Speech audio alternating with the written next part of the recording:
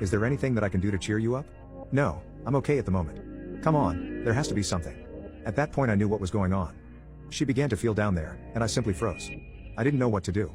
Part of me felt that letting her do this would be disrespectful to my dad, but part of me was too afraid to do anything. As I heard the sound of the zipper, I stopped her. I just stormed out the room. I didn't say anything to her. The next time I saw her, we just acted like nothing ever happened. She still stayed at the house, though, because over the last 3 years, she had gotten used to living there and acting like she owned it.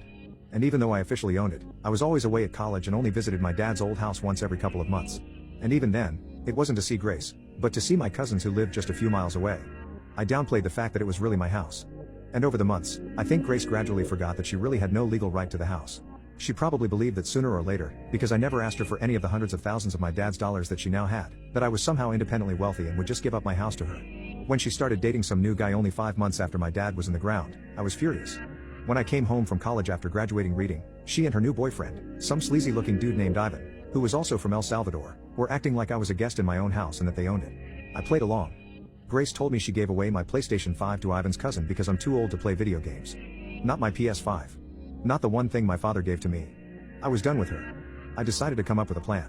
I quickly changed all my network passwords that same day. I smiled, but I knew what I had to do eventually. She also said that she and Ivan were getting married. I can't mourn your father forever, honey. She wanted to move on in life. So, I thought I would do the same. I told her that I graduated college and already secured employment with a local firm and will soon find a new place to live. She looked thrilled, although it was likely due to the fact that I would have a new place to live. Then, in a patronizing way, she tells me and Ivan are off to our honeymoon. Can you watch my house for me? You mean my house? Sure. I live here, so it shouldn't be a problem. She scoffed at me. What a beach. When they left for their trip, I immediately put out advertisements, offering to lease my house. I hired movers and had all of Grace's furniture and possessions boxed up and put into a storage rental facility.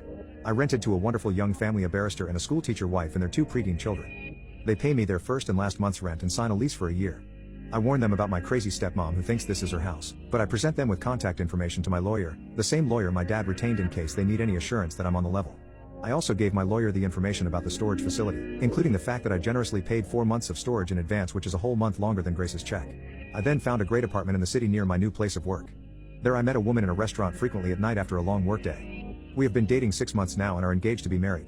Grace, of course, tried to shriek and cause trouble when she realized she got kicked out of my house. But my lawyer quickly shut her mouth without my having to ever speak to her garbage face again. From what I heard, now that she lost her only family and lost her place to live, she and her trash husband were forced to move back to their home country, El Salvador, and I assume they're blowing through my dad's money and will soon be broke. So maybe Grace will go and try to exploit some other lonely man into giving her his money. Speaking of money, the house that I rent generated so much money that I not only am able to help pay for my cousin's college, but I moved into a larger apartment of my own together with my fiancée. I love my job, but really, I could survive solely on renting my dad's old house. And to think, if Grace had only been cooler and nicer, I might have let her stay at the house just to be a good sport. But, no, she had to act all proprietary.